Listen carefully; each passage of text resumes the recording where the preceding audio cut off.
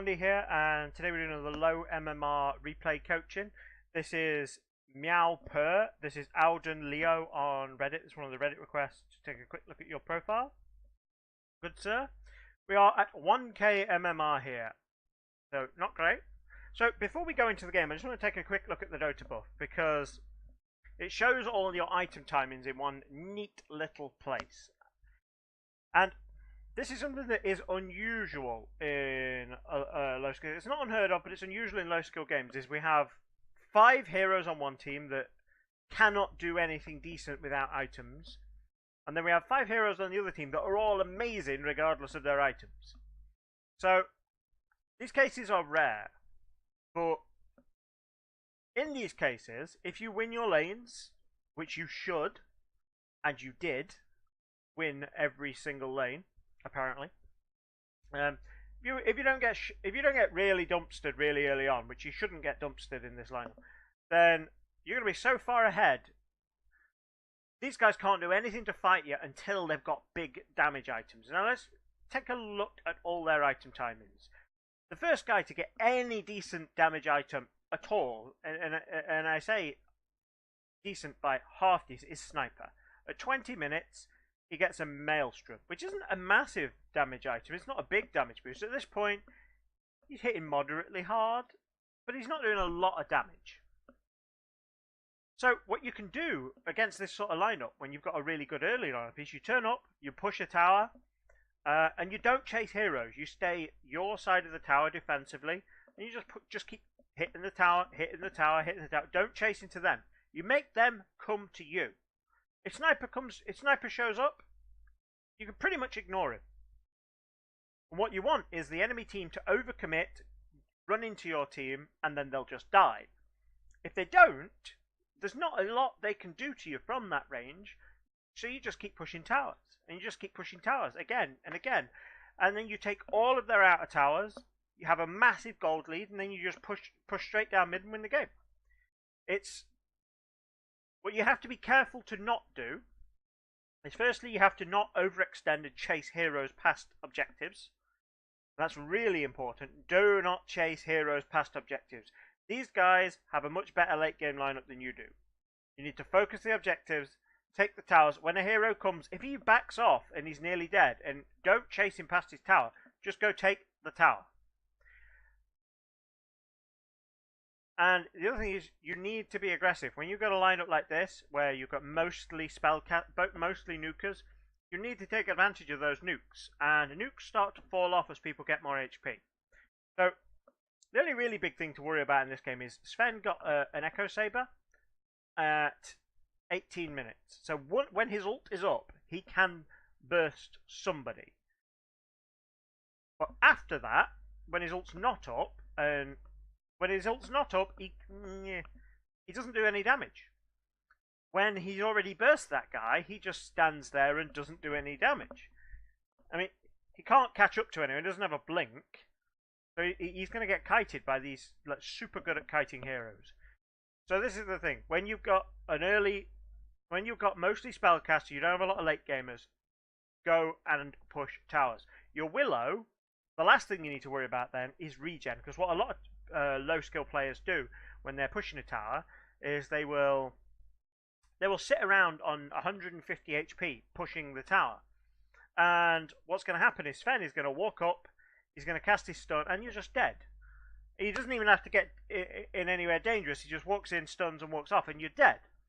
So making sure you stay regened is really, really good. But in this lineup, you've got an Enchantress for her heal, and the Dark Willow bought a Spirit Vessel at 26 minutes. Now let's just switch to client. We'll see how quickly she got that. If we take a look at the Dark Willow's item progression. So she had earned quite late. It was 16 minutes. But at 16 minutes, she can keep you healed. And once you can get hit, if you can get healed, so you're not pushing towers on low HP, then you just keep steamrolling down towers. You can just keep pushing them, and there's nothing the enemy team can do about it. Right, let's switch into game. We'll go from your player perspective. So we're going to see a big mistake right from the start. I hate it when players do this, and everybody does it from time to time. Sometimes you'll queue, and somebody will knock at the door, or the phone will ring, and everybody does it from time to time. But one of the things I notice with studying different players' MMR is this happens more often in low-skill games. Now you notice your team, this guy, the Enchantress has ran halfway across the map already. You're still in base. You haven't even bought your items yet. Strategy phase is for buying items. You should have your items before you load in, and you should be where this Enchantress is right now. And we'll see why this is such a big deal to your early game. I mean, look at this. So you haven't even bought your items yet. Literally, a fight is happening right now.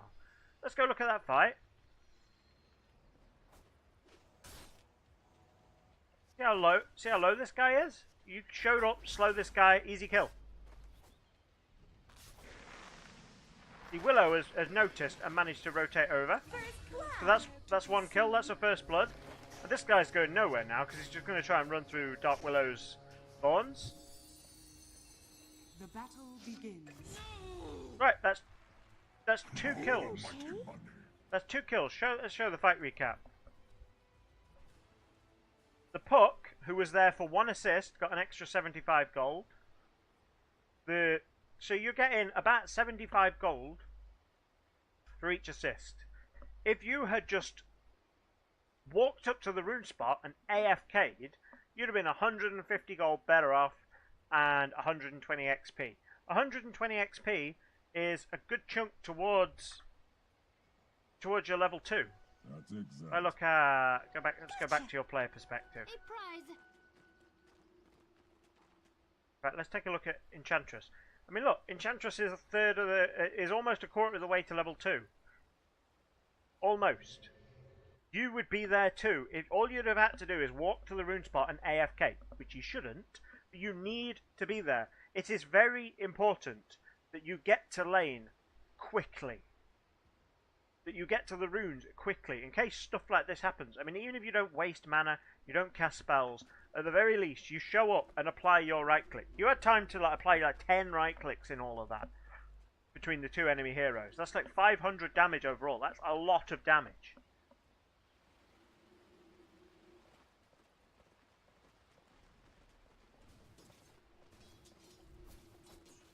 I mean, we could argue about the items you got, but these are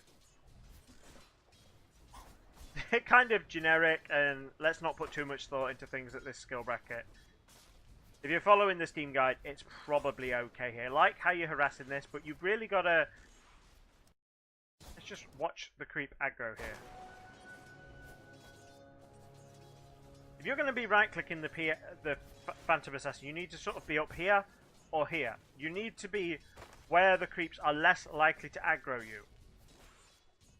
See how this guy's aggroed you? He hit you a couple of times before you moved then. And the only reason he moved so much is because the Enchantress was still hitting the Phantom Assassin.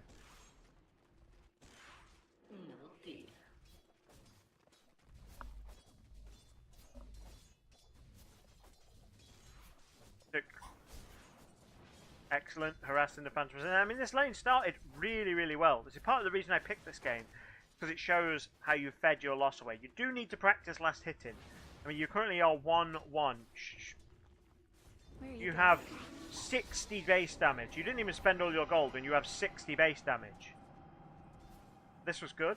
In a higher skill game, you need to be aware that people are going to TP in and respond to this, but that was good. Dire's top tower is under attack.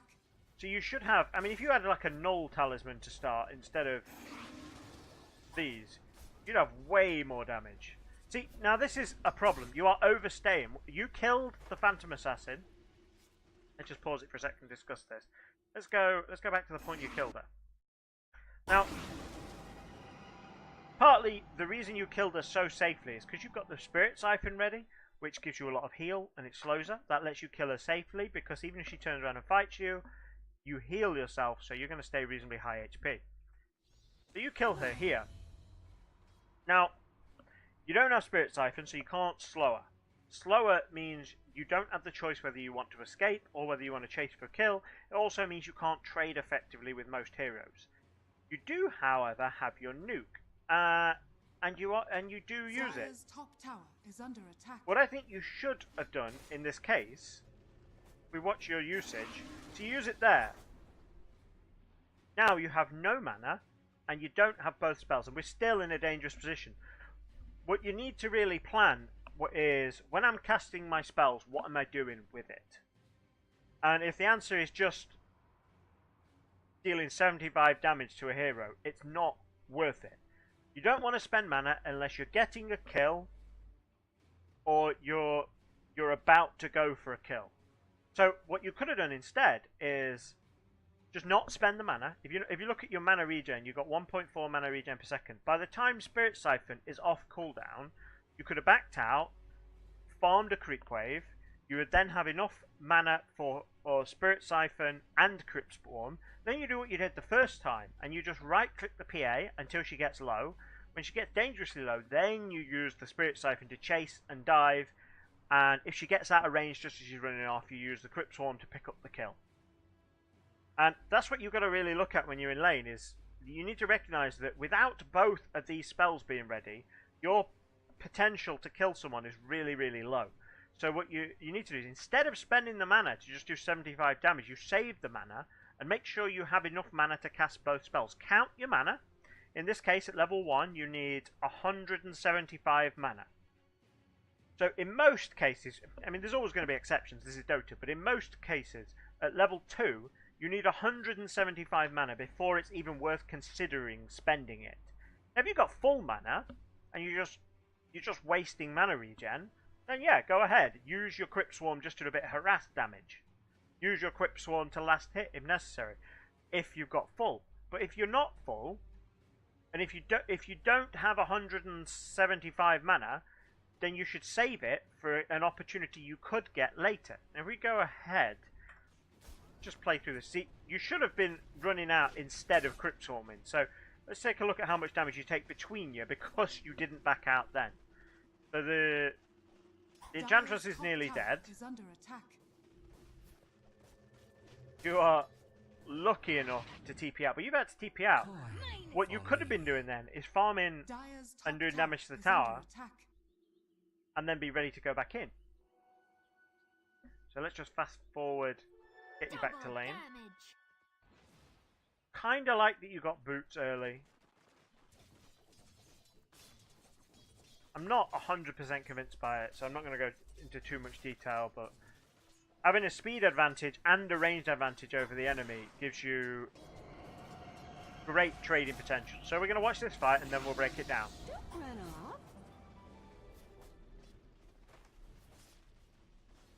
Right, that moment exactly is why I mentioned creep aggro earlier. Because you are not considering creep aggro at all when you go in.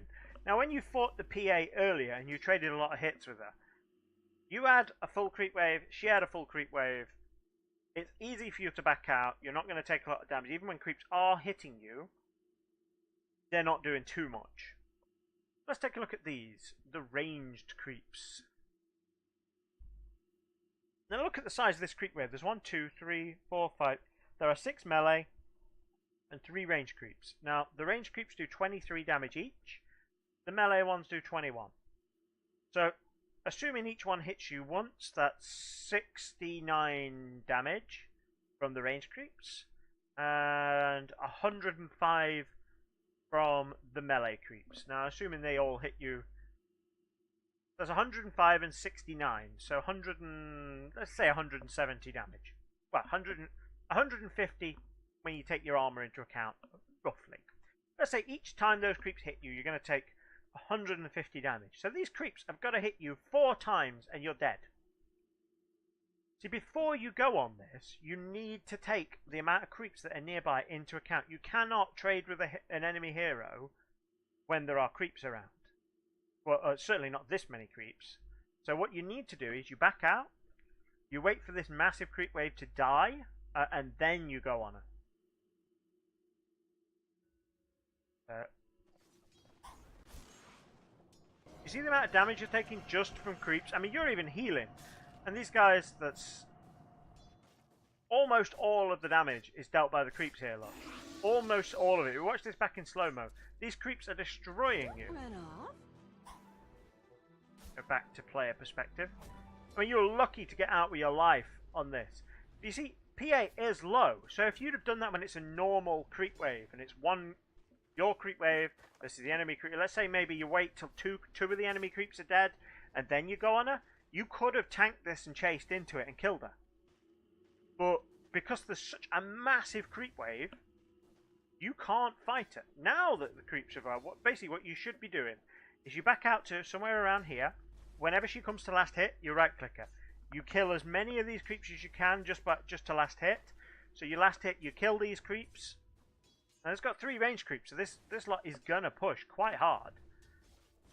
So you wait until after this creep wave. That's gonna get you level 3.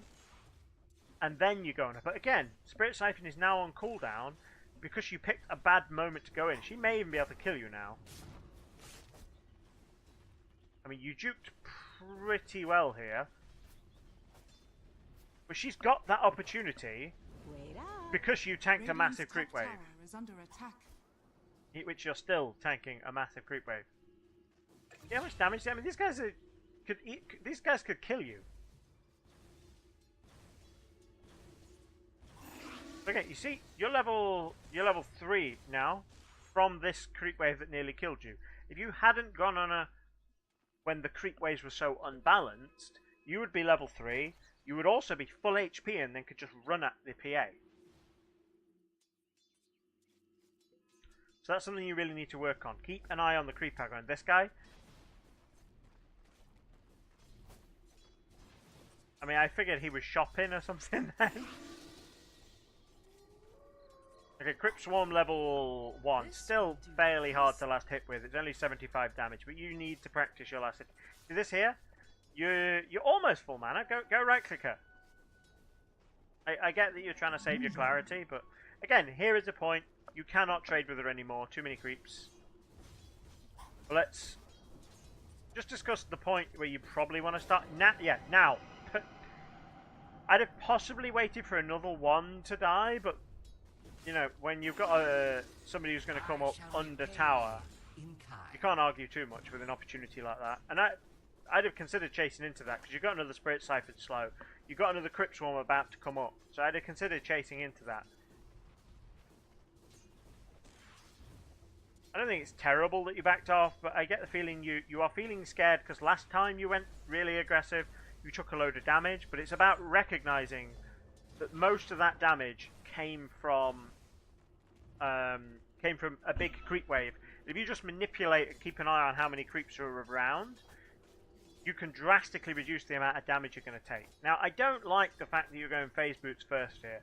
I think you probably should have gone for some more balanced items. A null talisman definitely would have improved your last hit in here. You only got 7 by 5.5 minutes. I think null talisman first, maybe a Basilius just to give you both regen and armor in the lane. Maybe a stick, because PA is going to spam a lot. PA spams her dagger a lot. This thing has a 6-second cooldown. She's going to spam that a lot, and that's free mana.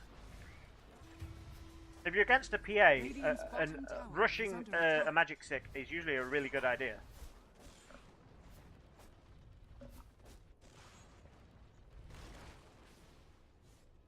Dire's middle tower is under attack. I don't know why. Yeah, yes, perfect. You've realised how the value of the stick. Free mana. There we go. That's 15 health and mana right there. Just every time she last hits, you're getting 15 health and mana. The problem with this is you're not missing any. So you probably want to, next time she comes in range, make sure you trade with her a little bit aggressively. Oh, that's... Thank you, Puck. Now you're going a little bit too deep there. I mean, the Puck, that was just a badly timed initiation.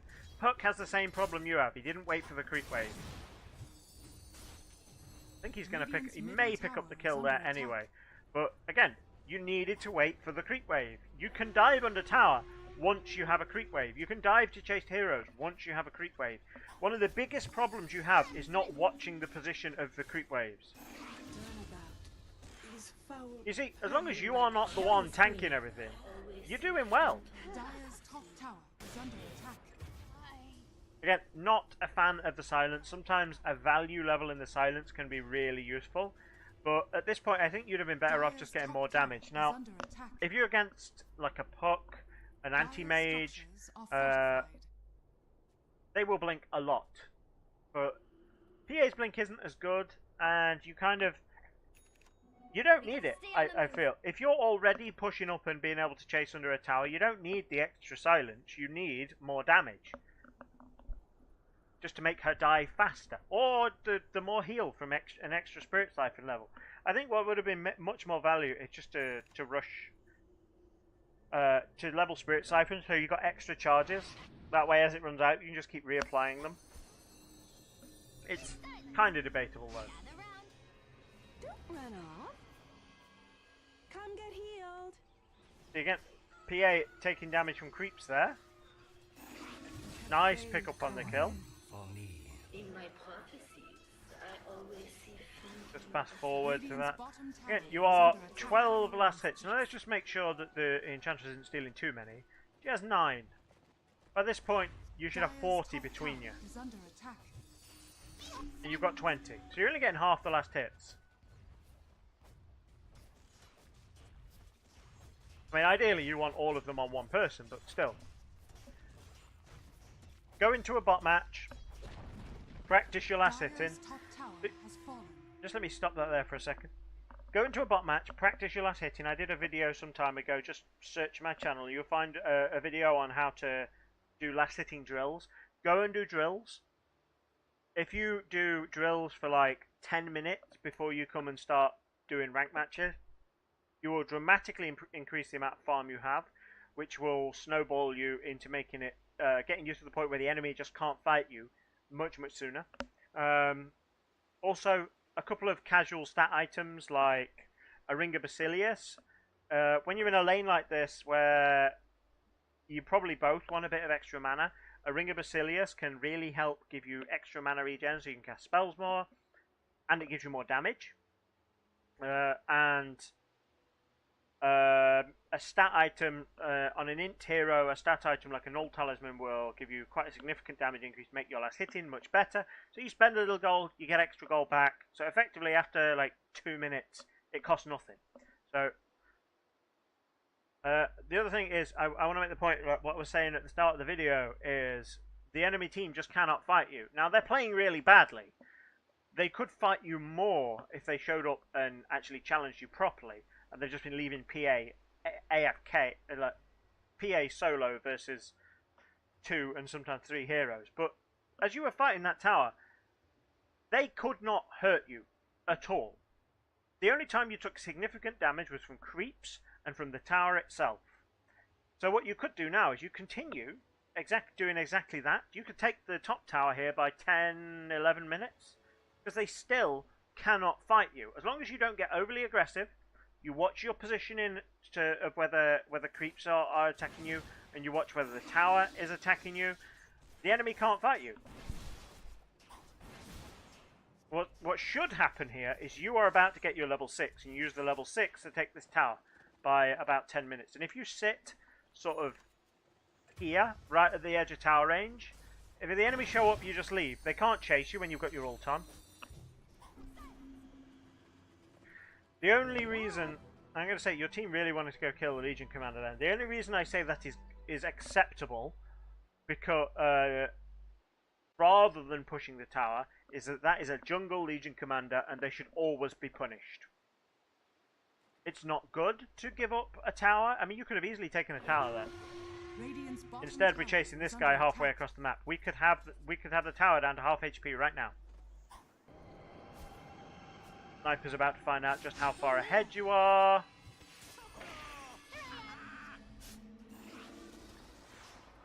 And again, you're gonna get wrecked by creeps. The creeps are doing the majority of the damage. That was unfortunate that he got away, but let's rewatch this fight. Let's rewatch it. from your perspective. Stay near.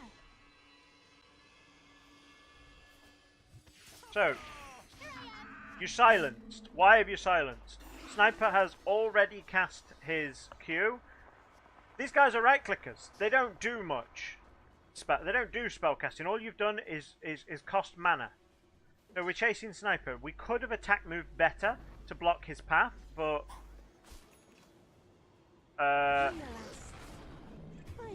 keep an eye on your cooldowns.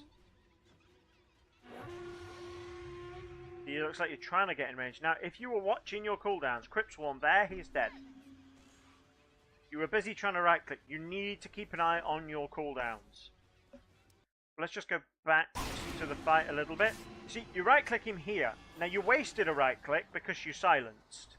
If you didn't waste the right click, you could have got one more in and he'd be dead. Let's just go back a little bit more. So let's look here. I mean, you started to block his path. You get the...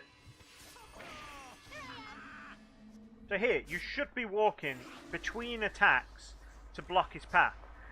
Attack move, what you do, you right click. As soon as the attack launches, as soon as an attack is thrown, you get what's called the backswing. So you throw an attack, and then the animation goes backwards. If you right click somebody, your hero will throw the attack, do the backswing, and then your hero will walk forward. But the thing is, as soon as your hero has thrown the attack, if you issue a move command, the hero will instantly move. It doesn't need to do the backswing to move. But if you don't issue a move command, you have to wait for the backswing. So what you do is you right click to attack the hero. As soon as the attack launches, you click the ground near them. Then you right click them again. And then you click the ground near them. Then you right click them again. What it does is it gets you a little extra distance on them. Allows you to get one or two more right clicks in. And in this case, that would have destroyed the Sniper. It's unfortunate the neutrals got involved there. Neutrals can be assholes. It does happen. Again, you are about to run out of mana to keep fighting, and you had a silence that basically did nothing. And if you had mana, you could kill that guy. You could kill both these guys. That was a good stick. Again, silence. If you just... So let's review. This does 150 damage. Double kill. The Phantom Assassin has 191 HP. So if you use Q and right click him once, he dies. But you're silenced. There is nothing the silence is going to do to stop people right clicking you. Now, this fight here, as it progresses... Now, Sniper is also coming in to right click here. So, first off, improve your attack, learn to attack move. Always attack move. So, right click the ground, right click the hero, right click the ground, right click the hero. If you learn that, this guy would be dead. And he wouldn't be here right clicking you now, which means you would get further and you'd do more damage. So, let's assume for a moment you've done this perfectly. So you'd attack move to kill the Sniper. Sniper's dead. You hadn't wasted the silence, so there'd be a Crypt Swarm up now. You right click the PA once, Crypt Swarmer, she's dead. All of a sudden, it is now you versus just a Legion Commander. And you have phase boot, so you probably just walk off. And you say you take a chunk of damage from the other two guys, which you wouldn't take. Maybe you can wait out the timer of the Spirit Cipher and then turn things around on Legion Commander. That would be tough. But the point is, you could have 2 kills here if you learn to attack move and you manage your mana better. That's 2 kills you could get, and instead you're going to die, unfortunately. So, attack move in, mana management.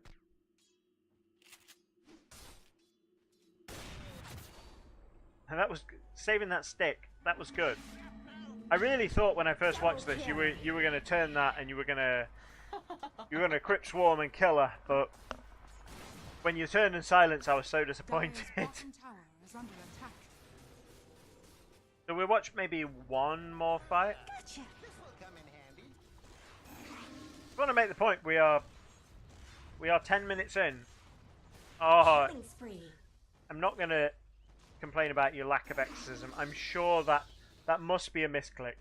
As Death Prophet, you almost always take exorcism first, as soon as it's available, because you can go take a tower with it. But I'm going to assume that was a misclick. I mean, I've had some games where I didn't level Supernova on Phoenix till level 8 because I misclicked twice in a row, and it does happen. Let's take a look at this. I mean, we're level 6, we're nearly level 7. Again, we are chasing past the tower, and this goes back to what I was saying before. When you've got people who are right-click based, and they don't do much damage without items. They don't do much damage without items, you just hit the tower. Make them come to you. I mean, you lost loads of health there by diving the tower, tanking the creep waves. Make them come to you. Radiant's middle tower is under attack. But you've got illusions. Illusions are reasonably good for pushing. Now we've got the ult that you should have had at level 6. And what should happen now is you ult, and you sit at the back, hitting the tower. So you'll sit. If I hold ult, you're going to sit about here. This is a little bit crazy. So when you go deep like this, it's good to nuke the creep wave, but you have to have awareness of where the enemy team are.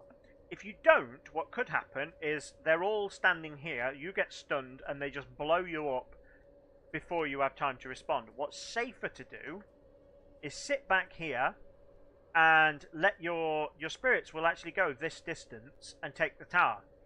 And what you'll find there is, if the enemy do show up and they try and kill you, you just back out, because then the enemy has to run through all your spirits to kill you, which that would kill them.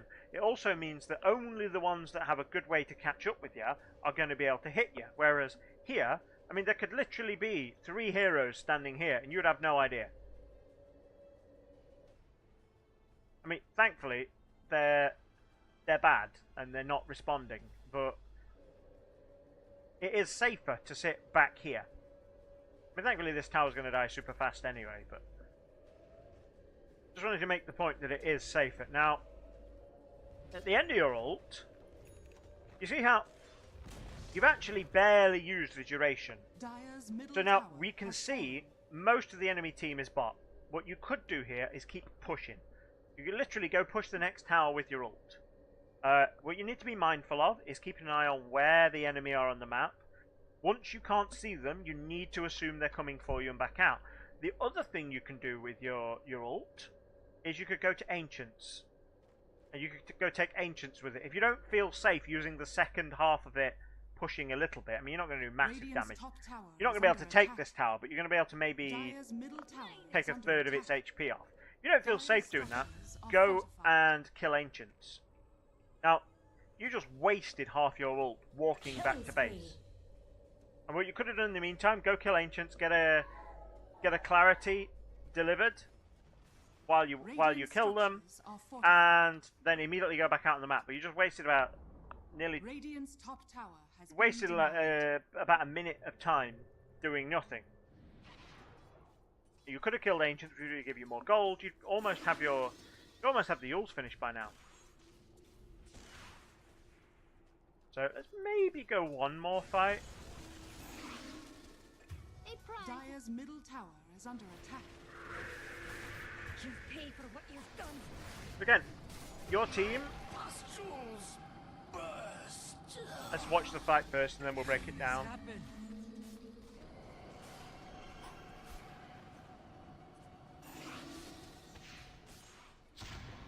Look away. Double kill.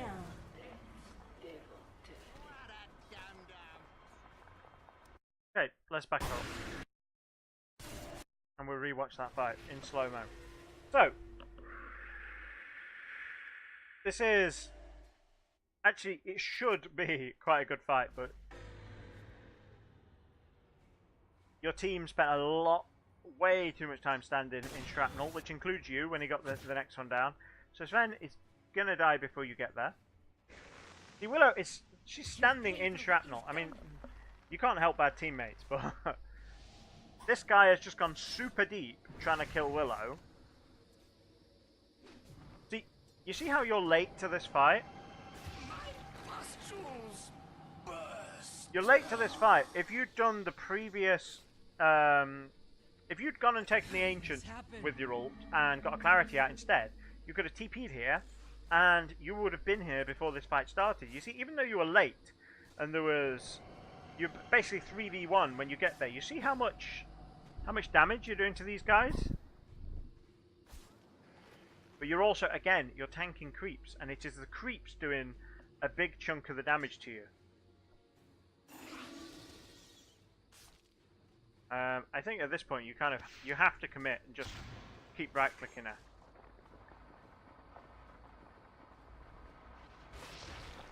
Look away.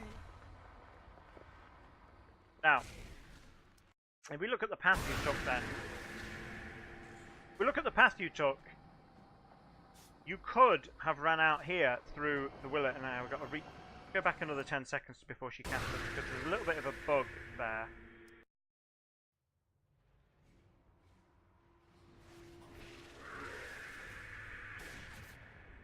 So Dark Willow's got the... She's got the thorns up. If we take a look at the route you run out, ideally, when there's an AoE spell down like this, any AoE on the ground, your route to leave should be through it. Force the enemies to run through it. If you run this way, and either of these guys chase you, that's quite a decent chunk of damage, and they'll get rooted so they can't chase you. Whereas you ran to the left, I mean, the sniper got rooted anyway, but if you'd ran directly down here, the PA would have been rooted as well, and she would die before this happened.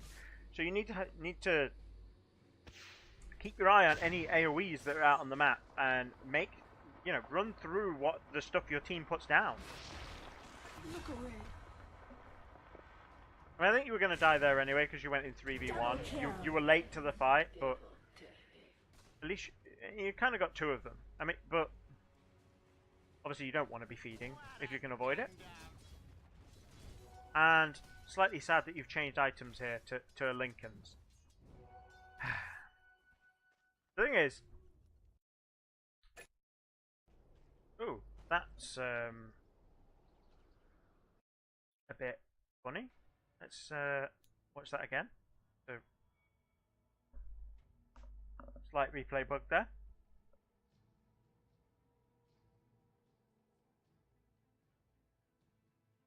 So, there are things in this game to block with the Lincolns, but you don't need to block any of them. Later you will. Just fast forward. And we get to that fight. Double kill. Right. So you change to a Lincoln's. What are we going to block? We're going to block Doom. We're going to block Duel. We're going to block Sven Stun. We're going to Sniper Ulti. We're going to block a Dagger. Now, a Lincoln's is really good when you can reliably block a really powerful spell. You're not going to be able to this game because Phantom Assassin is just going to spam a dagger on you every 6 seconds. So before you buy a Lincoln's, think to yourself, do they have an easy way to break it? They do have an easy way to break it in this game. So what's going to happen is you're going to block maybe one Duel or one Doom. And then after that, your enemy are going to get smart and they're going to break it before they initiate. The other thing to consider is early on, if this guy duels you, because you've got such powerful nukers sitting behind you, she duels you, she'll die. She's going to have real trouble getting a good duel off this game because she's got so much disable sitting behind. So, effectively, you don't want to block you don't want to block the duel because it could give you it. Later, you probably do, but now, not so much. Sniper ult can be dodged with Yules. Sven Stun can be dodged with Yules, so can Dagger. They're a bit harder, but it can be done. So, yeah, I think by this point, what we should be doing is, because we're all nukers and early game heroes, we should be sitting around here as a 5, maybe as a 4, and somebody goes to split push, which should be you or Enchantress. We sit here, keep the creep wave pushed in, attack the tower. When an enemy comes to contest us, we kill them. Because they can't fight you at all. I mean, at this point, you can do 300 damage to them on a 5-second cooldown. And Sniper has... he's getting quite tanky. He's only got 1300 health. Phantom Assassin's got 840 health. Sven is only got 1000 health unless he's got his ult up. You see what I mean? You could just sit and slow siege this tower. You don't chase into heroes when they back off. You just keep taking the tower. What should have happened is when you took this tower top at 8 minutes, you push forward, you use your ult, you take the next tower by 10 minutes. You show up here, you take the next one by 12 minutes. You keep slow sieging, you take this tower by 14 minutes. By 18 minutes, you've taken all the outer towers. The enemy has nowhere to farm. And then you wait till you get a good opportunity on a pickup, and then you slow siege the mid. Like I said before, make sure you've got regen when you're going to do that, because people will hang around on 200 HP, and if you're only on 200 HP, you are just food. But just slow siege the tower. Don't chase the heroes. Look for the objectives.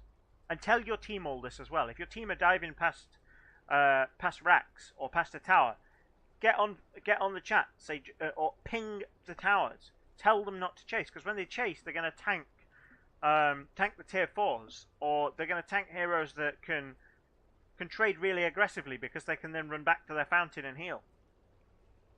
And they're also so far out that disablers can't help them. So I'm gonna call it there, because I think if I go much further into this game, these guys are just going to win automatically, because they're all really good late gamers, and you're not. So there's not a lot to be learned by. These guys are just better. What we've talked about is how to close the game out sooner, how to make things more efficient early, and which should have snowballed you to win this game. So hopefully that's been useful for you. If you have, I would appreciate a like and a subscribe. Make sure you watch the rest of the videos in the low MMR coaching series, because there's a lot of stuff that's really useful to low level players in general. Don't just watch your own, go and watch the others, because they're all really focusing on common mistakes low level players make all the time. So thanks for watching, hope it's been useful for you, and don't forget to join the discussion on Reddit. Thanks for watching, bye bye.